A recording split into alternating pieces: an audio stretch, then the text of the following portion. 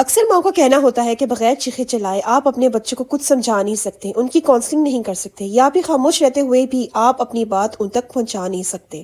میں نہیں مانتی، بات بہت چھوٹی اور سمپل ہے۔ Even though I am not a perfect mother, even though I am not perfect in نماز، لیکن ایک بات جو آج مجھے نماز نے سکھائی ہے کہ خاموش اور چپ رہتے ہوئے بھی آپ اپنے ضدی سے ضدی بچے کی اس عادت کو ختم کر سکتے ہیں۔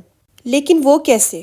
1 سال کا بچہ تو بہت معصوم ہے، اور ہمارا اسلام اتنا سخت بھی نہیں۔ 2 یا 3 سال کی عمر میں وہ یہ بات نہیں سمجھ سکتا کہ اس کی کوئی بھی ضد ماننے کے لیے یا ایک سمپل سی بات سننے کے لیے بھی آپ اپنی نماز کبھی نہیں توڑ سکتے۔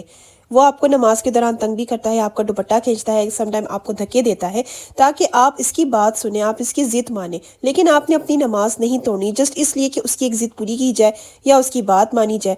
پھر ایک ٹائم ایسا آتا ہے کہ وہ یہ چیزیں ریپیٹ کرے گا، آپ کو پھر سے تنگ کرے گا دوران نماز، لیکن پھر اس کے دماغ نے آج اسے ایک بات کہی کہ چاہے کچھ بھی ہو جائے میری ماں نے میری یہ ضد پوری نہیں کرنی۔ جب تک کہ اس کی نماز ختم نہیں ہو جائے گی وہ میری بات نہیں مانے گی، میری کوئی ضد پوری نہیں کرے گی۔ And then no option left, اس کے پاس اور کوئی راستہ نہیں بغیر اس کے کہ وہ یا تو چپ کر کے وہاں بیٹھ کے آپ کا انتظار کرے یا پھر وہاں سے چلا جائے۔ تو پھر اس پوائنٹ میں اس کی نیچر میں ایک ٹھہراؤ آیا نا، اس کی ایک برداشت کا لیول اپ ہو گیا۔ تو اس طرح سے آج نماز نے مجھے اور میری 4 سال کی بیٹی کو سکھا دیا کہ بغیر چیخے چلائے اور صبر کے ساتھ، خاموشی کے ساتھ آپ اپنے بچے کی اچھی کاؤنسلنگ کر سکتے ہیں، اس کو صبر سکھا سکتے ہیں، اس پہ اپنا کنٹرول کر سکتے ہیں۔ روزہ ہو یا نماز، زکوٰۃ ہو یا حج، ہمیں بہت ہی گہری اور ریئلسٹک چیزیں سکھاتی ہیں۔